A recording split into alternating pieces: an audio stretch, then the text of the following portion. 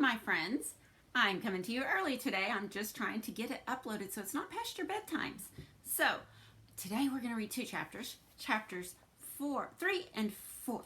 We left off with Mr. Popper's finding out what was coming from Antarctica. Chapter 3, Out of Antarctica. What with the excitement of having the great Admiral Drake speak to him over the radio and his curiosity about the Admiral's message to him, Mr. Popper did not sleep very well that night. He did not see how he could possibly wait to find out what the Admiral meant. When morning came, he was almost sorry that he had nowhere to go, no houses to paint, no rooms to paper. It would have helped to pass the time. "Would you like the living room papered over?" he asked Mrs. Popper. "I have quite a lot of paper number 88 left over from the mayor's house." "I would not," said Mrs. Popper firmly. "The paper on now is plenty good enough. I am going to the first meeting of the Ladies' Aid and Missionary Society today, and I don't want any mess around to clean up when I get home."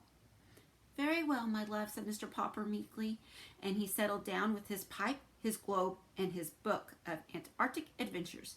But somehow, as he read today, he could not keep his mind on the printed words. His thoughts kept straying away to Admiral Drake. What could he have meant by a surprise for Mr. Popper? Fortunately for his peace of mind, he did not have so very long to wait. That afternoon, while Mrs. Popper was still away at her meeting, and Janie and Bill had not yet come home from school, there was a loud ring at the front door. "I suppose it's just the postman. I won't bother to answer it," he said to himself. The bell rang again, a little louder this time. Grumbling to himself, Mr. Popper went to the door. It was not the postman who stood there. It was an expressman with the largest box Mr. Popper had ever seen. "Party by the name of Popper live here?" "That's me." "Well, here's a package that's come from Air Express all the way from Antarctica." "Some journey, I'll say." Mr. Popper signed the receipt and examined the box. It was covered all over with markings. "Unpack at once," said one. "Keep cool," said another. He noticed that the box was punched here and there with air holes. You can imagine that once he had the box inside the house, Mr. Popper lost no time in getting the screwdriver. For by this time, of course, he had guessed that it was the surprise from Admiral Drake. He had succeeded in removing the outer boards and part of the packing, which was a layer of dry ice, when from the depths of the packing case he suddenly heard a faint "work." His heart stood still. Surely he had heard that sound before at the Drake Expedition movies. His hands were trembling so that he could scarcely lift off the last of the wrappings. There was not the slightest doubt about it. It was a penguin. Mr. Popper was speechless with delight. But the penguin was not speechless. "Ork!" it said again, and this time it held out its flippers and jumped over the packing debris. It was a stout little fellow, about 2.5 feet high. Although it was about the size of a small child, it looked much more like a little gentleman, with its smooth white waistcoat in front and its long black tailcoat dragging a little behind. Its eyes were set in two white circles. In its black head, it turned its head from one side to the other, as first with one eye and then with the other, it examined Mr. Popper. Mr. Popper had read that penguins are extremely curious, and he soon found that this was true. For stepping out, the visitor began to inspect the house.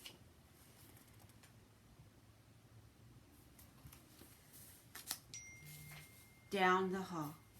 It went to the bedrooms with its strange, pompous little strut. When it, or he, Mr. Popper had already begun to think of it as a he, got to the bathroom, it looked around with a pleased expression on its face. Perhaps, thought Mr. Popper, all that white tiling reminds him of the ice and snow at the South Pole. Poor thing, maybe he's thirsty. Carefully, Mr. Popper began to fill the bathtub with cold water. This was a little difficult because the inquisitive, questioning little bird kept reaching over and trying to bite the faucets with its sharp red beak. Finally, however, he succeeded in getting the tub all filled. Since the penguin kept looking over, Mr. Popper picked it up and dropped it in. The penguin seemed not to mind. Anyway, you're not shy, said Mr. Popper. I guess you've got sort of used to playing around with those explorers at the pole. When he thought the penguin had had enough of a bath, he drew out the stopper. He was just wondering what to do next when Janie and Bill burst in from school. Papa, they shouted together in the bathroom door. What is it? It's a South Pole penguin sent to me by Admiral Drake. Look, said Bill, it's marching. The delighted penguin was indeed marching with little pleased nods of his handsome black head. He was parading up and down inside the bathtub. Sometimes he seemed to be counting the steps it took. 6 steps for the length, 2 steps for the width, 6 steps for the length again, and 2 more for the width. What an area problem that is. For such a big bird, he takes awfully small steps, said Bill. And look how his little black coat drags behind. It's almost as if it were too big for him, said Janie. But the penguin was tired of marching. This time, when it got to the end of the tub, it decided to jump up the slippery curve. Then it turned, and with outstretched flippers tobogganed down on its white stomach.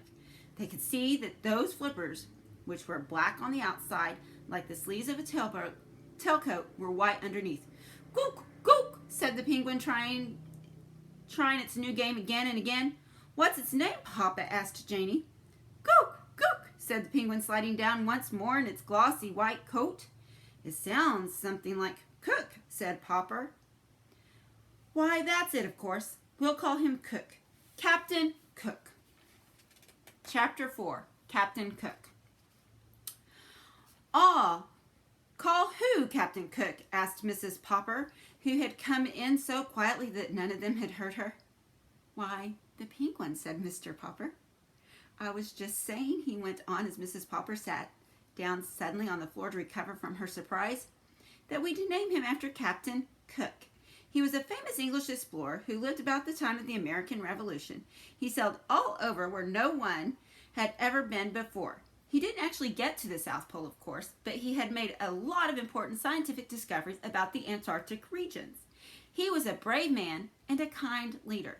So I think Captain Cook would be a very suitable name for our penguin here. Well, I never, said Mrs. Popper. Gork, said Captain Cook.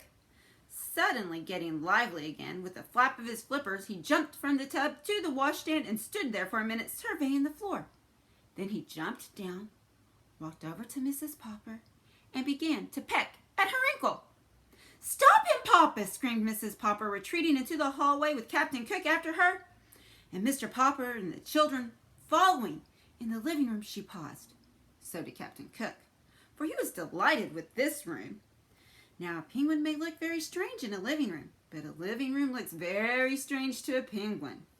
Even Mrs. Popper had to smile as they watched Captain Cook, with the light of curiosity in his excited circular eyes, and his black tailcoat dragging pompously behind his. Little pinkish feet strut from one upholstered chair to another, pecking at each to see what it was made of. Then he turned suddenly and marched out of the kitchen. Maybe he's hungry, said Janie. Captain Cook immediately marched up to the refrigerator. Gork, he inquired, turning to slant his head wisely at Mrs. Popper and looking at her pleadingly with his right eye. He certainly is cute, she said. I guess I'll have to forgive him for biting my ankle. He probably only did it out of curiosity. Anyway, he's a nice, clean-looking bird. Ork, repeated the penguin, nibbling at the metal handle of the refrigerator door with his upstretched beak. Mr. Popper opened the door for him, and Captain Cook stood very high and leaned his slick black head back so that he could see inside. Now that Mr. Popper's work was over for the winter, the icebox was not quite so full as usual. But the penguin did not know that. What do you suppose he likes to eat? Asked Mrs. Popper. Let's see, said Popper, as he removed all the food and set it on the kitchen table. Now then, Captain Cook, take a look. The penguin jumped up onto a chair from there, onto the edge of the table, flapping his flippers again to recover his balance. Then he walked solemnly around the table and between the dishes of food, inspecting everything with the greatest interest. Though he touched nothing, finally he stood still, very erect, raised his beak to point at the ceiling, and made a loud, almost purring sound. "Urr, urr," he trilled. That's a penguin way of saying how pleased it is, said Mr. Popper, who had read about it in his Antarctic books. Apparently, however, what Captain Cook wanted to show was that he was pleased with their kindness rather than with their food. For now, to their surprise, he jumped down and walked into the dining room. I know, said Mr. Popper, we ought to have some seafood for him. Canned shrimps or something. Or maybe he isn't hungry yet. I've read that penguins can go for a month without food. And there's Captain Cook with all the food.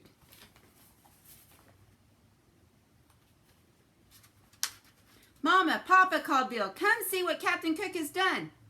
Captain Cook had done it all right. He had discovered the bowl of goldfish on the dining room windowsill. By the time Mrs. Popper reached over to lift him away, he had already swallowed the last of the goldfish. Bad, bad penguin, reproved Mrs. Popper, glaring down at Captain Cook. Captain Cook squatted guiltily on the carpet and tried to make himself look small.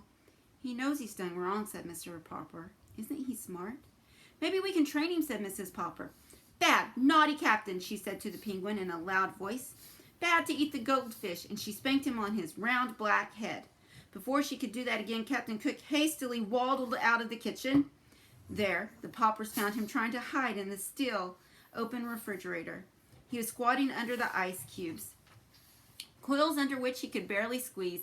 Sitting down, his round white circled eyes looked out at them mysteriously from the dimness of the inside of the box. I think that's about the right temperature for him at that, said Mr. Popper. We could let him sleep there at night. But where will I put the food? Asked Mrs. Popper. Oh, I guess we can get another icebox for the food, said Mr. Popper. Look, said Janie. He's gone to sleep. Mr. Popper turned the cold control switch to its coldest so that Captain Cook could sleep more comfortably. Then he left the door ajar so the penguin would have plenty of fresh air to breathe. Tomorrow I will have the icebox service department send a man out to bore some holes in the door for air, he said, and then he can put a handle on the inside of the door so that Captain Cook can go in and out of his refrigerator as he pleased. Well, dear me, I never thought we would have a penguin for a pet, said Mrs. Popper. Still, he behaves pretty well on the whole, and he is so nice and clean that perhaps he will be a good example to you and the children. And now, I declare, we must get busy. We haven't done anything but watch that bird, Papa. Will you just help me to set the beans on the table, please? Just a minute, answered Mr. Popper.